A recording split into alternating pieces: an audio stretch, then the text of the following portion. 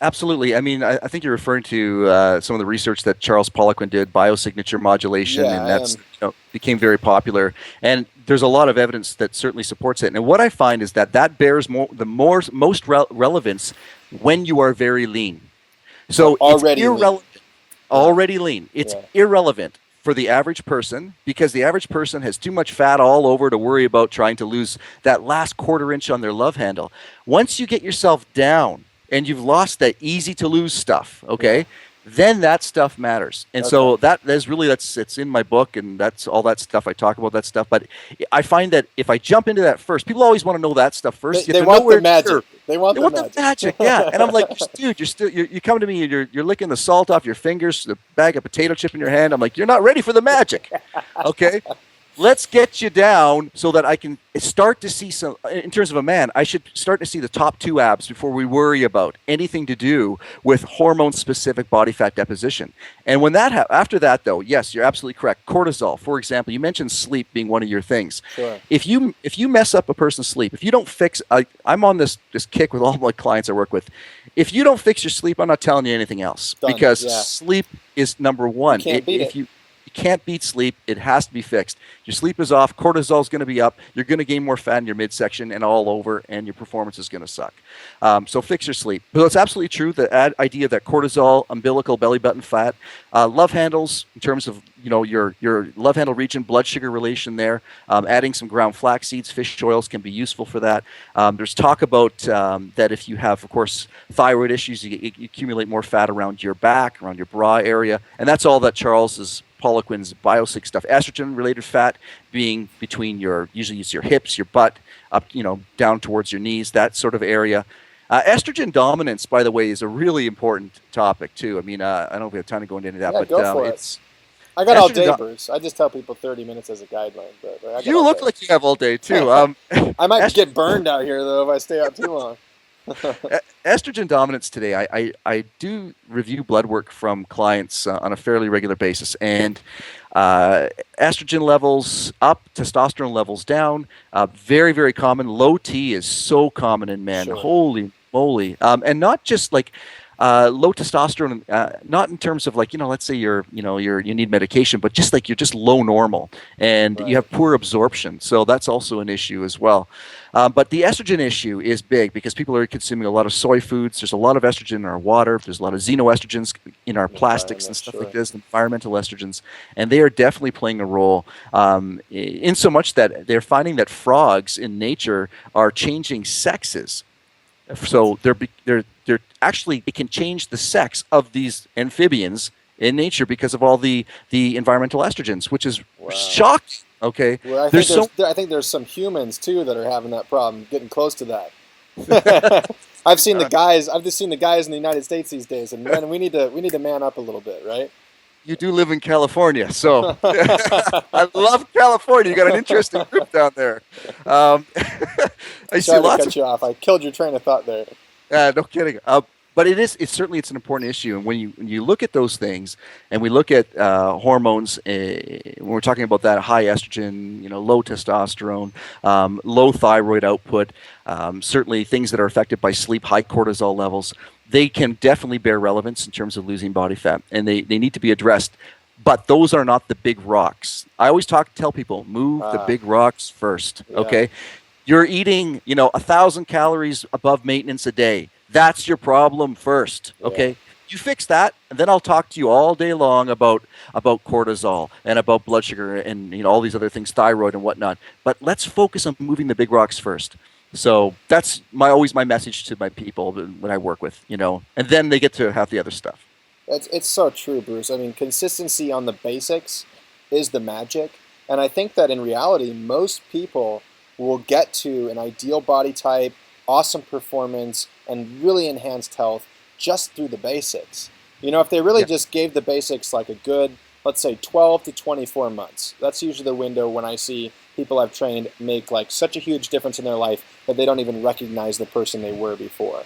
If you do that for 2 years, you focus on those basics, walking, doing some weight training like we talked about, getting your Yeah. water, your protein, looking at the basics, making sure you're not eating too many carbohydrates, refined foods, and so on and so forth. Like, just getting your sleep. Like, your life is going to be so much different a year from now. Yes. than it is right now. So it's so Huge. powerful, man. I couldn't agree more with that. That's such great information to share. What was I going to ask? Oh, muscle. We're going to talk about Yeah. that other. Let's talk about muscle a little bit because you're a well like Bruce is a well muscled guy. You guys, I need to say that. Like for somebody who's in 40, I was hanging out with him and Sean Hadsel and Vince Del Monte, and these guys are all pretty dang big guys, and Bruce makes everybody there look tiny. He looks like the Incredible Hulk next to us. So you're obviously doing something right when it comes to using resistance training to shape your muscles and everything like that. I thought that one of the cool things you brought up right there was, like I have a lot of women complain about their glutes, right? Yeah. Oh yeah. And they say, "Oh, my butt's flat and this and that." Well, yeah, that's because all you do is jog, and you Yeah. never run Oh. up hills, and that just activates your hamstrings and turns off your glutes and activates your calves and nothing else. And That's it. yeah, you got great calves, but you got no glutes. I think that's so important. So, what exercises would you use for people on different trouble spot areas? Let's just cover the basic ones, maybe like love handles, waist, glutes, arms, something like that. Well, glutes, I mean, there's whole books written on glute training, but one of the things that I found glutes certainly respond to, and many muscle groups respond to, is just manipulating the time under tension. Sure, So, so many times people are using, let's say they're doing a squat. Number one, they don't squat deep enough. Often it's because of poor ankle flexibility. So if sure. you elevate your ankles, your heels, just like about a half inch, it can often correct that inflexibility issue. So you have to get the depth. If you don't squat deep, it's just going to all go into your quads, mostly into your VMO area, vastus medialis oblique, like up there and around the knee region. So you don't tend to target the posterior chain as much unless you get the depth. And then you need to slow it down. Like you need to spend a lot more time under tension. 1.5 is a great technique certainly for training in a squat. If you want to get some more tension on there, you go down, come up halfway, back down. 1.25, Those are things terrible. like that. Like when you're doing lunges where you don't come up all the way, you're keeping continuous tension is another Sure, technique you can use. Lots of continuous. So sure. really, um, in this latest book I've got is there's so many different tension training techniques that you can use to target a specific body part, Right. and that's what really makes them respond. I think one of the things though that's above and beyond, like it's kind of like the grandfather of all, is that you must be adding weight over time. There's So got to be a progression. there has to be. Progressive overload is the absolute, like it's the mother of all. Everything else is awesome. Playing with tension, time under tension, those things are important. But you need to progressively be adding a little bit of weight every week or so. There should be something changing in terms of that, going up. And if it's not, it could be an indicator that you need to take a week off. You're getting weaker. That's not good. Sure. Take a little more time off, allow the muscle to recover, to grow. You definitely can hypertrophy or grow the glutes. If you're talking about, I think arms are one of the easiest body parts to change on a person. It just because there's just so many different techniques that work with arms. It's pretty Legs are easy to like put a lot of intensity into your arms too. It's because exactly. putting intensity into a squat set takes a lot of mental power. Putting It does. intensity into like a curl set or a tricep pushdown set, not quite as hard. You know. No, it's not. One of the techniques I found for glutes and for every other muscle group, for that matter, that has worked really, really well is just high frequency training. So where you go through a phase where typically a person will train the same body part maybe 1 or 2 times a week, and you just amp that up. You double it, sometimes even triple it, and you're just completely bombarding that part with volume. So you're just like hitting it constantly for maybe a period of maybe 2 weeks or so, Sure. Nice short and then you period of back time. off. Yeah. And then you get super compensation, and you will find that can really change a body part quickly if done correctly. So it really is something that I know I personally have played with it before, and I've been shocked. Like that's crazy how well that some body parts will respond to that. But no technique works for every single body part. You have to find out. Usually, it's based upon the kind of muscle fiber type dominance you have in a particular body part, and there's a test you can do for that. And then you can kind of determine what's the best rep range, what's the best technique, that sort of thing.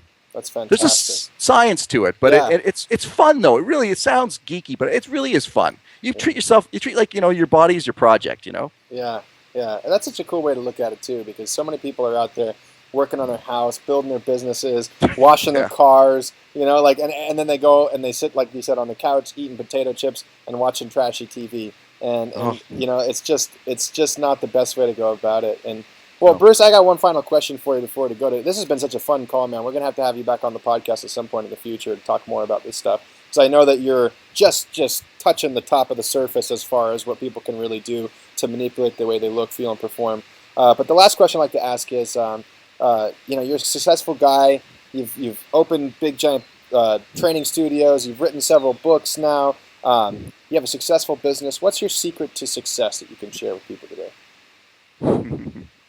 Wow, that's probably a book in and of itself. Isn't it Um, terrible? I pounce this question on everybody at the no, end after talking about fitness the whole time. So, I'll give it to you. all right.